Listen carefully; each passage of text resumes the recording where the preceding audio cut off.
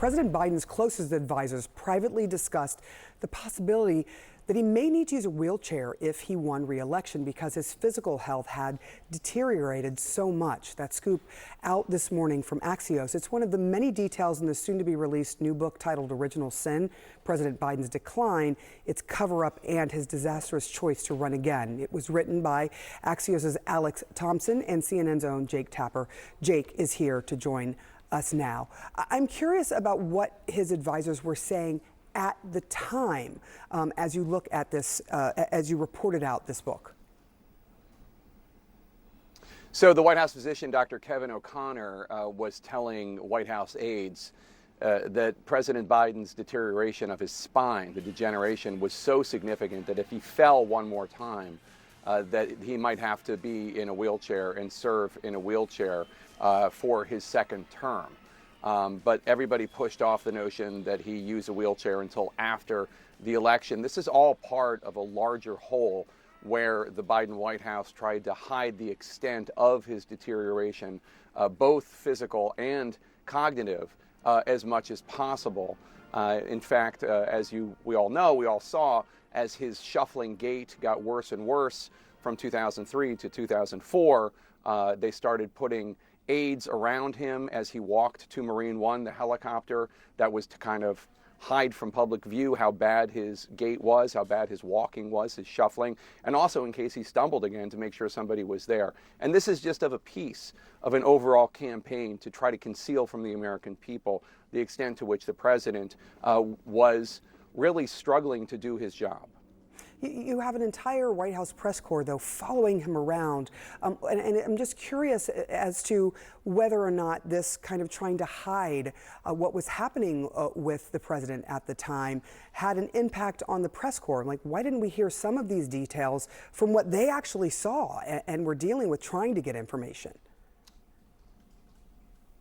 Well, Alex Thompson and I were on the case, as were lots of other reporters, trying to figure out what was going on behind the scenes. But the bottom line is the White House was lying, not only to the press, not only to the public, but they were lying to members of their own cabinet. They were lying to White House staffers. They were lying to Democratic members of Congress, to donors about how bad things had gotten. And in fact, Alex and I started writing this book after the election of 2024. And we spoke with more than 200 people, most of whom, almost all of whom, were Democrats, and almost all of whom wouldn't be honest with us or wouldn't be candid with us until after the election. And then after the election, we found out all of these things that when you looked at what was going on with President Biden at the time, it probably doesn't surprise you the extent to which he was deteriorating. But now we have anecdotes and facts about what was really going on behind the scenes with details that Democrats wouldn't share with us until after Election Day. Are you hearing anything from President Biden himself about any of this? Is he responding to any of this? So he was on The View last week. And Alyssa Farah Griffin, one of our commentators and also obviously a host there, asked him about our book. Specifically, she said to us later it was about our book, about the fact that sources were saying these things about him behind closed doors, and are they wrong? And the president said they were wrong, but he doesn't obviously know what's in the book as of now. His spokesman, who wouldn't go on the record, told Axios in the excerpt that Alex and Axios published this morning that nobody can point to any result of this alleged deterioration that meant a decision was bad or any impact on the country, to which I just say, stay tuned. We got a lot more coming out, including on The Lead today at 5 p.m. Eastern. We'll have more from Original Sin.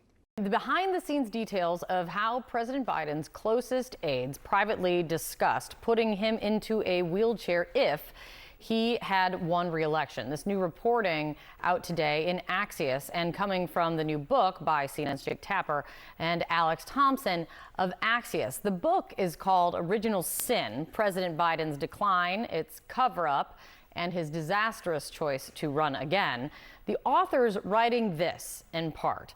Biden's physical deterioration, most apparent in his halting walk, had become so severe that there were internal discussions about putting the president in a wheelchair. Joining me right now is CNN political analyst and Axios national politics correspondent, one of the authors behind this big book, Alex Thompson. It's good to see you, Alex. Thanks for coming in. Tell us more about what you've learned around this, I'll call it an episode, and what the discussions were that you learned about inside his team.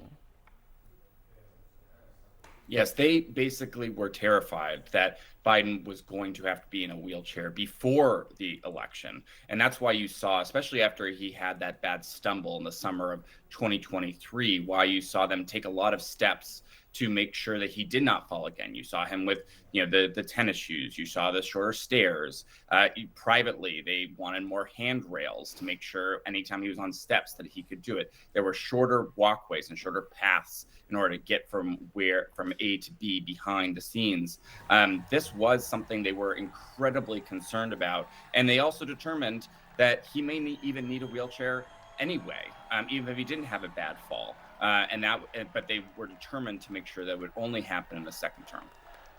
I know that you've seen this, but for our viewers, in response to your reporting, a spokesperson for Biden responded in part saying, yes, there were physical changes as he got older, but evidence of aging is not evidence of mental incapacity. What did you hear from the people you talked to?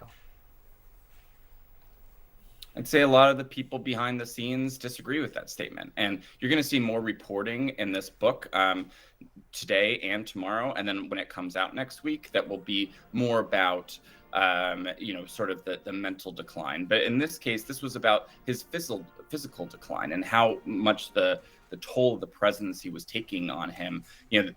President Biden's doctor would privately quip to people that Biden's political aides were trying to kill him while he was trying to keep him alive. Last week, President Biden and Jill Biden, they were on The View, and our colleague Alyssa Farah Griffin, she asked about your book and about some of your reporting. Let me play this. What is your response to these allegations, or are these sources wrong? They are wrong. There's nothing to sustain that, number one. Well, and Alyssa, one of the things I think is that the people who wrote those books were not in the White House with us. And they didn't see how hard Joe worked every single day. But Alex, talk about what do you do with that, and also about how many people you and Jake spoke with for your reporting to source this book. We spoke to over 200 people, almost all of them after the election, and almost all of them Democrats as well, because I think members of the party, members of the administration, senior White House officials were sort of reckoning with how Trump won and what the role of Joe Biden running for re-election was in that. And I have no doubt that the former president and the former first lady do truly believe what they said in that clip. The fact is that a lot of people that worked in the White House with them just don't agree and told us so. And that's what this book is based on, and that's what the conclusions of this book are based on. Yeah, and much more to come, as you're saying, Alex. Thank you so much. Look forward to learning more and reading more about the book. Your Alex's book, along with Jake Tapper, it's called Original Sin. It is out May 20th. We'll be learning much more in the coming days for sure. Alex, thank you.